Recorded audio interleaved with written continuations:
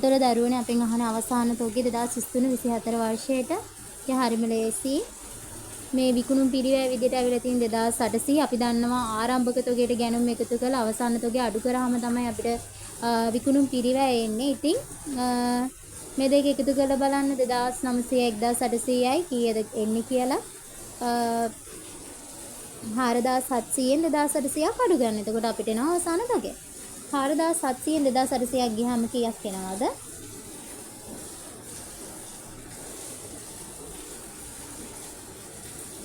1900ක උත්තරයක් එනවා. ඒක තමයි අපේ අවසාන තොගය. එතකොට අවසාන තොගය ලක්ෂ 19යි. එහෙම උත්තරයක් තියෙනවා.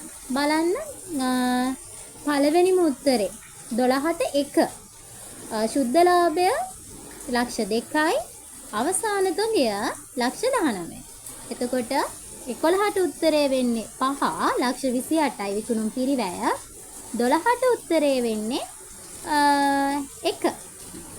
හරිද? මේ විදිහට මේ බලන්න ඔක්කොම හැදුවේ මෙන්න මේ කියන ටික උපයෝගී කරගෙන. ඔයාලට ඊට වඩා ලේසි ක්‍රම තියෙනවා නම් ඔයාලට ලේසි ක්‍රම වලින් හදන්න.